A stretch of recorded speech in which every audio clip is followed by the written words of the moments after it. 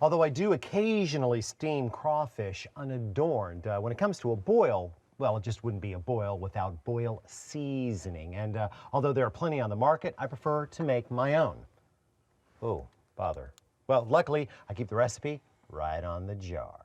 All right, let's see here. Now, it may take you a few minutes to gather up all your spices, but assembly will be easy as long as you've got a tablespoon. Now, we'll begin with the largest amount, 4 tablespoons of cayenne pepper. It's a lot of heat, but we'll need it.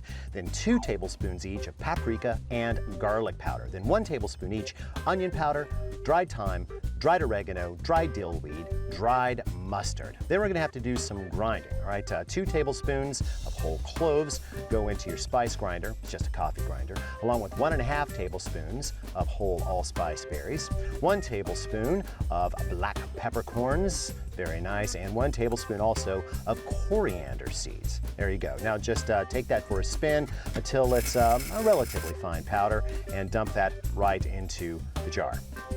There. Last but not least, we're going to need 6 bay leaves and just roughly crumble those. There you go.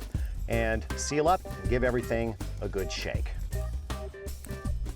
Although small-scale boils can be performed indoors, when the guest list swells to double digits, and it always does, we must move out of doors, and that means employing some specialized hardware. I have here my beefy burner, which you may remember from our fried turkey episode. The connections are sound, the propane is full, the site free of flammables, and yet I still have Old Trusty nearby. Now, as for the vessel, you can stick with your turkey frying pot as long as it has at least a 40-quart capacity. We're also going to need a basket to ease extraction of the goodies. Now, matched pot basket sets come in an impressive array of sizes, up to about 80 quarts, and they can be found in well-stocked hardware stores, and of course, on that newfangled World Wide Web thing. Okay, now I have 5 gallons of H2O in the pot ready to go. So we fire the rig there, and just set your carburetor so that the flames are not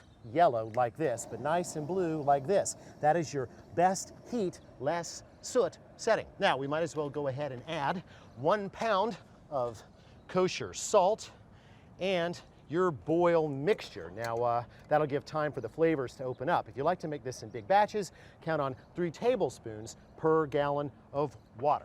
The lid goes on. Into the basket go 3 pounds of small red boiling potatoes. If any of them are 2 inches in diameter or bigger, you'll need to cut them in half or they will not cook in time. Next, 8 ears of sweet corn broken in half, 2 heads worth of garlic, still in the skin, but broken out of the bulb. And if you have it, 1 pound of andouille sausage. Actually, you could use any garlicky sausage, kielbasa for instance. Make sure it's cut into 1-inch pieces so that everybody gets some. Now, this is actually kind of a hotly debated crawfish boil topic, but I like it. It's like frosting on the crawfish cake. All right, obviously our broth has come to a boil, so in go the groceries. We're gonna put the lid back on and allow these to cook at high heat for 10 minutes. Now, during that time, we will drain the crawfish and give them one last shower and drain. Here we go. So just work in handfuls and get them in as quickly as possible. The lid goes back on and we set our timer for 3 minutes and 3 minutes only.